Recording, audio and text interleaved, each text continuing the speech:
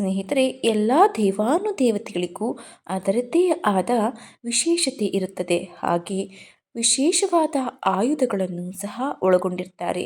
ವೇಷಭೂಷಣಗಳು ಕೂಡ ಒಬ್ಬೊಬ್ಬ ದೇವರಿಗೂ ಒಂದೊಂದು ರೀತಿ ವಿಭಿನ್ನವಾಗಿರುತ್ತೆ. ಅದೇ ರೀತಿ ಎಲ್ಲ ದೇವತೆಗಳಿಗೂ ಹೋಲಿಸಿದರೆ ಅಯ್ಯಪ್ಪ ಸ್ವಾಮಿಯ ಯೋಗ ಮುದ್ರೆಯಲ್ಲಿ ಕೂತು ಚಿನ್ಮುದ್ರಾಧಾರಿಯಾಗಿ ಭಕ್ತರಿಗೆ ಅಭಯ ಹಸ್ತವನ್ನು ನೀಡ್ತಾ ಇದ್ದಾನೆ.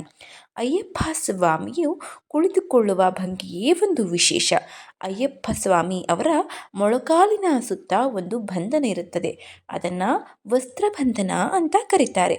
ಸ್ನೇಹಿತರೆ, ಹಾಗಾದರೆ ಪಂದಳದ ಕಂದ ಅಯ್ಯಪ್ಪನು ಏತಕ್ಕಾಗಿ ಆ ರೀತಿ ಕುಳಿತಿದ್ದಾನೆ ಅನ್ನೋದು ಎಲ್ಲರಿಗೂ ಇರುವಂತಹ ಒಂದು ಗೊಂದಲ ಅಥವಾ ಪ್ರಶ್ನೆ.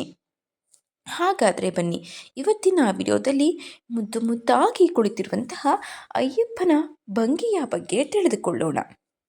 ಪಂದಳ ರಾಜನ ಬಳಿ 12 ವರ್ಷಗಳ ಕಾಲ ಬೆಳೆದಂತಹ ಮಣಿಕಂಠನು ತಾನೇ ಹರಿಹರ ಸುತನೆಂದು ಧರ್ಮವನ್ನು ರಕ್ಷಿಸಲು ಆವಿರ್ಭವಿಸಿದ್ದೇನೆಂದು ಸತ್ಯವನ್ನು ನಾರದ ಮಹರ್ಷಿಗಳ ಮೂಲಕ ತಿಳಿತಾನೆ.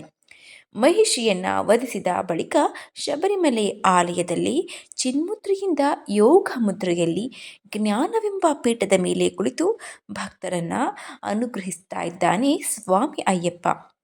ಶಬರಿಗಿರಿ ಮೇಲೆ ದೇವಾಲಯವನ್ನು ಕಟ್ಟಿಸಿ ಸ್ವಾಮಿ ಆಭರಣಗಳನ್ನು ಹೊರುತ್ತಾ 18 ಮೆಟ್ಟಿಲು ಹತ್ತಿ ಪಂದಳ ರಾಜ ಬರ್ತಾನೆ. ತಂದೆಯಾದ ಪಂದಳ ರಾಜನ ಬರುವಿಕೆಯನ್ನು ಗುರುತಿಸಿ ಸ್ವಾಮಿ ಯೋಗಾಸನದಿಂದ ಎದ್ದು ನಿಲ್ಲಲು ಪ್ರಯತ್ನಿಸ್ತಾನೆ.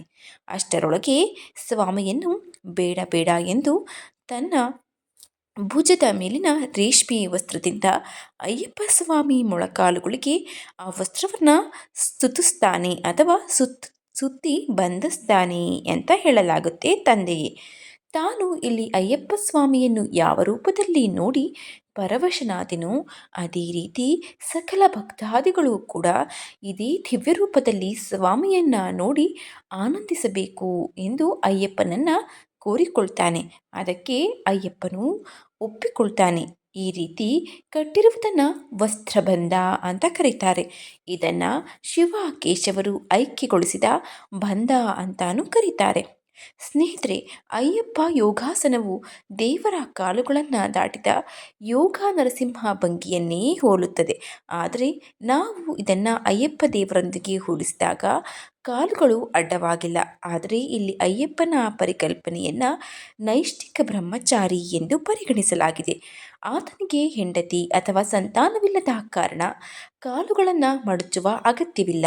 ಎರಡೂ ಬದಿಗಳಲ್ಲಿ ಮಡಚಿ ಕಾಲುಗಳ ರೂಪದಲ್ಲಿ ಕುಳಿತುಕೊಳ್ಳುವ ವೇದಿಕೆಯನ್ನು ಕುಟುಂಬ ಹೊಂದಿರುವ ದೇವರ ವಿಗ್ರಹಗಳ ಮೇಲೆ ಮಾತ್ರ ಮಾಡಲಾಗುತ್ತದೆ. ಭಗವಾನ್ ಅಯ್ಯಪ್ಪ ಬ್ರಹ್ಮಚಾರಿ ಮತ್ತು ತಪಸ್ವಿಯಾಗಿರುವ ಕಾರಣ ಇದೇ ರೂಪದಲ್ಲಿ ಕುಳಿತುಕೊಂಡಿರುವನು ಎಂದು ಒಂದು ಕಡೆ ಉಲ್ಲೇಖವಾಗಿದೆ. ಇನ್ನು ಅಯ್ಯಪ್ಪ ಕಾಲಿಗೆ ಅಡ್ಡಲಾಗಿರುವ ಬಟ್ಟೆಯನ್ನು ಯೋಗ ಪಟ್ಟ ಅಂತಾನೂ ಕರೀತಾರೆ. ನಿರ್ದಿಷ್ಟವಾಗಿ ಕುಳಿತುಕೊಳ್ಳುವ ಭಂಗಿಯಲ್ಲಿ ಅವನ ಕಾಲುಗಳನ್ನು ನಿಶ್ಚಲಗೊಳಿಸಲು ಇವುಗಳನ್ನು ಮೂಲಭೂತವಾಗಿ ಬಳಸಲಾಗುತ್ತದೆ ಎಂದು ಕೂಡ ಹೇಳ್ತಾರೆ. ಸ್ನೇಹಿತರೆ, ಇದು ಅಯ್ಯಪ್ಪನ ಕುಳಿತುಕೊಳ್ಳುವ ಭಂಗಿ. ಸಂಗೀತ ಕಚೇರಿಗೆ ಸ್ಥಳಾವಕಾಶ ನೀಡುವ ಸಾಂಕೇತಿಕ ಕಲ್ಪನೆಯನ್ನು ಹೊಂದಿರುವ ಇತರ ದೇವರುಗಳಂತೆ ಮಡಿಲನ್ನು ಖಾಲಿ ಇಡುವುದಿಲ್ಲ. ಅಯ್ಯಪ್ಪನನ್ನು ನೈಷ್ಠಿಕ ಬ್ರಹ್ಮಚಾರಿ ಎಂದು ಪರಿಗಣಿಸಲಾಗಿದೆ. ಅಯ್ಯಪ್ಪ ತನ್ನ ಪಾದದ ಮೇಲೆ ಭಾರವನ್ನು ಬಿಟ್ಟು ಕುಳಿತುಕೊಳ್ಳುತ್ತಾನೆ ಅಂತ ಕೂಡ ಉಲ್ಲೇಖವನ್ನು ಮಾಡಲಾಗಿದೆ. ಸ್ನೇಹಿತರೆ, ಯೋಗ ಮುದ್ರೆಯಲ್ಲಿ ಕುಳಿತುಕೊಂಡಿರುವಂತಹ ಮುದ್ದಾದ ಪಂದಳದ ಕಂದನನ್ನು ಕಣ್ತುಂಬಿಕೊಳ್ಳುವುದೇ ಒಂದು ಆನಂದ. ಏನಂತೀರಾ? ಈ ವಿಡಿಯೋ ನಿಮಗೆ ಇಷ್ಟವಾಗಿದ್ದರೆ ದಯವಿಟ್ಟು ಶೇರ್ ಮಾಡಿ, ಲೈಕ್ ಮಾಡಿ. ವಿಡಿಯೋ ಬಗ್ಗೆ ನಿಮ್ಮ ಅನಿಸಿಕೆ ಅಭಿಪ್ರಾಯವನ್ನು ಕಮೆಂಟ್ ಬಾಕ್ಸ್ನಲ್ಲಿ ತಿಳಿಸಿ. ಮುಂದಿನ ವಿಡಿಯೋದಲ್ಲಿ ಸಿಗೋಣ. ಧನ್ಯವಾದಗಳು.